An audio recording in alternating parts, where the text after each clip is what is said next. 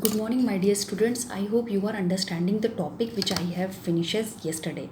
So, before starting the new topic, I want to recap the previous topic. जैसे कि हमने पढ़ा था digestion in human beings.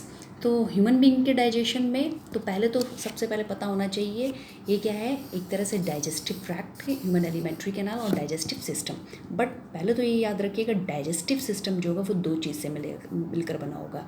That is a long tubular tube which is depending upon the length of the organism it may be 6 to 8 meter long tube in which mouth is the first part and last part is the anus, and anus is the part of the large intestine.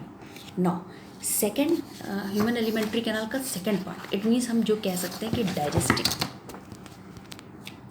हैं कि digestive system जो होगा वो दो चीज़ से मिलकर बना हुआ है, alimentary canal and digestive gland. Alimentary canal comprises of the following different organs. It means these organ like liver, stomach, these participate to forming a long tube. Now अब सुनिएगा, बहुत इंपॉर्टेंट टॉपिक है। अब कहा जा रहा है कि जो माउथ होता है, ये तीन चीज़ से मिलकर बना होता है। क्या चीज़? सबसे पहले टंग होती है, ठीक है, हैंग स्ट्रक्चर, सलाइवरी ग्लैंड होती है एंड टीथ होती है। These three part form a mouth, और you can say proper formation of the buccal cavity. यानी कि बक्कल कैविटी वो पार्ट हुआ जिसमें तीन चीज़ होंगी, एक तो सलाइवरी ग्लैंड होंगी, दे सिक्रेट सलाइवा, टीथ होगी और क्या होगा, टंग होंगी। तब जाकर हम कहेंगे कि बक्कल कैविटी और माउथ जाकर बना, ठीक। यानी कि फर्स्ट पार्ट जो माउथ है ये तीन चीज़ से मिलकर बना है, टीथ से, टंग से और सलाइवरी ग्लैंड से। अब बात करते हैं कि हम टीथ, आपको पता है टीथ का काम क्या है, the function of the teeth to help in mastication, to hold the particle, it helps to cutting, biting the food particles. अगर हम देखें ना तो हमारे जो टीथ होते हैं ये एक तरह से डाइफायोडोंट होते हैं। प्लीज़ लिसन, डाइफायोडोंट का मतलब होता है वो टीथ जो हमारी लाइफ टाइम में ट्वाइस, इट मीन्स दो बार फॉर्म्ड होते हैं। It means those teeth which are formed twice in our life, that is called diphyodont teeth. It means milk teeth and permanent teeth. तो टंग का बहुत सारा काम है। टंग का क्या काम है?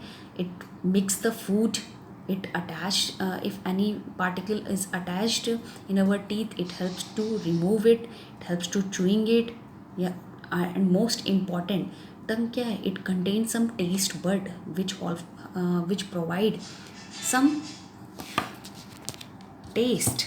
यानी कि हम कह सकते हैं कि जो टंग होती है, टंग पे क्या प्रेजेंट होते हैं? रिसेप्टर्स। और प्लीज़ लिसन, उन रिसेप्टर्स को हम कहते हैं gustatory receptors. It means those receptors which are present on our tongue which help to feel the taste, that receptors are called gustatory receptors. Now salivary gland का location जो होता है वो हमारे कहाँ पर होता है?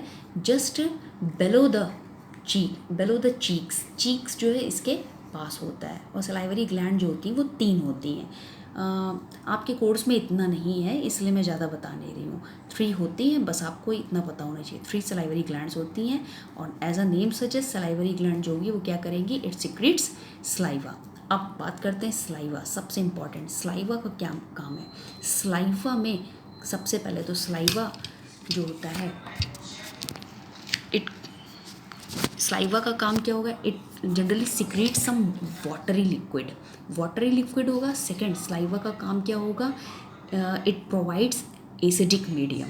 Third, it provide moisture to the buccal cavity. Moisture का मतलब आप देखो, हमारा जो मुंह होता है वो परमानेंट, चाहे हम लेटे हों चाहे बात ना कर रहे हो तब भी क्या होता है कि वो परमानेंट, उसमें म्यूकस या sorry not mucus, permanent wet की कंडीशन वो बनी ही रहती है। लास्ट सबसे इम्पॉर्टेंट, स्लाइवा में पाई जाती हैं salivary amylase enzyme.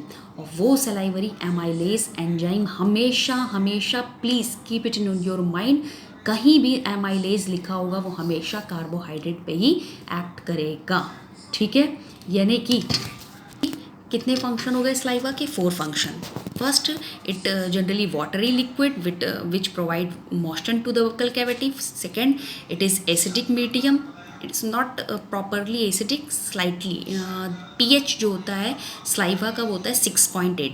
Again third जो होगा स्लाइवा का क्या काम होगा, बहुत इंपॉर्टेंट है. It contain enzyme salivary amylase. और उस सलाइवरी एमाइलेज का काम क्या होगा? It breaks the complex carbohydrate into simpler form. क्योंकि हमारी जो जो हमारी एलिमेंट्री कैनाल है या हम कह सकते हैं डाइजेस्टिव ट्रैक्ट है, जब तक ये अपने सिंपलर फॉर्म में नहीं आएंगी तब तक हमारे इस स्मॉल इंटेस्टाइन में इनका एब्जॉर्प्शन नहीं हो पाएगा. इसीलिए कोई भी डाइजेस्टिव सिस्टम में, अभी मैंने बताया आपको स्टार्टिंग में कि ह्यूमन एलिमेंट्री कैनाल 2 पार्ट्स में डिवाइड है. डाइजेस्टिव सिस्टम जो है वो 2 पार्ट में डिवाइड है, human elementary canal and associated digestive gland. बिना डाइजेस्टिव ग्लैंड के आपको पता है डाइजेशन नहीं होगा. और वो कौन सी हैं? तो पहले तो एलिमेंट्री कैनाल का फर्स्ट पार्ट क्या था? माउथ में 3 चीज़ आपने पढ़ी. Now second point is oesophagus. Oesophagus जो होती है वो 25 सेंटीमीटर की हो सकती है approximately, but again it depends upon the length of the human being. यानी कि ये लेंथ वाइज वेरी करती है. और एक चीज़ ज़रूर याद रखिएगा, ईसोफेगस जो होगी it do not contain any enzyme. यानी कि यहाँ ना तो कोई एंजाइम होता है ना कोई डाइजेशन होता है. और यहीं से वो स्टेप स्टार्ट होता है, एक मूवमेंट स्टार्ट होता है यहीं से ईसोफेगस से. उस मूवमेंट को हम क्या कहते हैं? Peristaltic movement. ठीक है. लेकिन यहाँ आप देखिए लिखा है फेरिंग्स. ये क्या है? अब बहुत इंपॉर्टेंट पॉइंट है. क्वेश्चन कहा जाता है कि which organ is connecting link between food pipe, इसी के आगे लगा होता है हमारा ट्रैकिया विंड पाइप. ठीक, जहाँ से हम क्या करते हैं? सांस लेते हैं, ब्रीथ करते हैं. ठीक, तो इन दोनों के कनेक्टिंग लिंक को हम कहते हैं फेरिंग्स. यानी कि फेरिंग्स वो पोर्शन हुआ जो क्या कर रहा है, एक तरह से यही फेरिंग्स जो है ये फूड पाइप में कन्वर्ट हो जा रहा है. और फेरिंग्स क्या, इसका काम एग्जैक्टली क्या है कि जब हम खाना खा रहे होते हैं तो आप देखो जब हम खाना खाते हैं तो खाना कभी कभी जब जल्दी खाने लगते हैं तो फर्स्टने लगता है. तो हमारे इस ईसोफेगस और विंड पाइप के पास एक स्ट्रक्चर होता है, उसको स्ट्रक्चर को हम कहते हैं क्या? एपिग्लॉटिस. और उसी के वो एक पतली सी मेम्ब्रेन होती है. उसका काम है कि कभी भी फूड पार्टिकल को कहाँ नहीं जाने देना? ट्रैकिया में, यानी कि विंड पाइप में नहीं जाने देना. और आपको पता होना चाहिए कि कभी भी खाना हमारा अगर विंड पाइप में चला जाए तो इरिटेशन होती है, जलन होने लगती है. ठीक, और वॉमिटिंग भी आती है. वॉमिटिंग हालांकि बहुत कारणों से भी आ सकती है, लेकिन एक रीज़न वो भी है. ठीक है. Now I think so you are understanding the topic. And that movement which is found or started in esophagus, that movement is called peristaltic movement. और आपको अभी मैंने बताया there is no digestion takes place in esophagus, क्योंकि कोई भी enzyme oesophagus में नहीं पाया जाता है. एंड पेरिस्टाल्टिक मूवमेंट में क्या होता है? जो मसल्स पाई जा रही है इस ईसोफेगस को बनाने के, दे स्टार्ट कॉन्ट्रैक्शन. पहले कॉन्ट्रैक्ट होंगी देन रिलैक्स होंगी. And that one contraction and one relaxation steps is continuously forming. और टिल कहाँ पर वो पहुँचेगा? स्टमक में. और उसी मूवमेंट को हम कहेंगे पेरिस्टाल्टिक मूवमेंट. माउथ में हमेशा याद रखिएगा, माउथ जो हमारी बक्कल कैविटी है, चाहे हमने कोई भी खाना क्यों ना खाया हो, बर्गर, चाउमीन, राइस, पल्सेस जो भी लिया हो, लेकिन उनमें से सिर्फ डाइजेशन जो होगा फूड के कंपोनेंट्स का, और वो होगा कार्बोहाइड्रेट. यानी कि माउथ में 98% डाइजेशन जो होता है वो किसका होता है? कार्बोहाइड्रेट का. और कौन से कार्बोहाइड्रेट का? स्टार्च का. याद रखिएगा. जब आप देखो, कभी आपने फील किया हो या नहीं, जब आप रोटी को काफ़ी च्यूइंग करोगे, चबाओगे, तो लास्ट में वो फील होती है मीठे की. और अगर हल्का सा भी मीठा आ रहा है यानी कि उसमें स्टार्च प्रेजेंट है. यानी कि स्टार्च जो होगा, ठीक है, यानी कि माउथ में हमेशा कार्बोहाइड्रेट का. वो कौन सा कार्बोहाइड्रेट होगा? कॉम्प्लेक्स. और मोस्टली कॉम्प्लेक्स कौन है? स्टार्च. और वो स्टार्च किसकी वजह से टूटेगा सिंपलर में, क्योंकि आपको अभी मैंने बताया सलाइवरी एमाइलेज की वजह से, ठीक। यानी कि salivary amylase breaks the starch into simpler form. अब वो सिंपलर फॉर्म जो होगा वो क्या बनता है, वो बनता है माल्टोज, और वही माल्टोज जो होता है और बाकी सारे कंपोनेंट्स ऑफ द फूड वो कहाँ पहुँचते हैं, हमारे स्टमक में।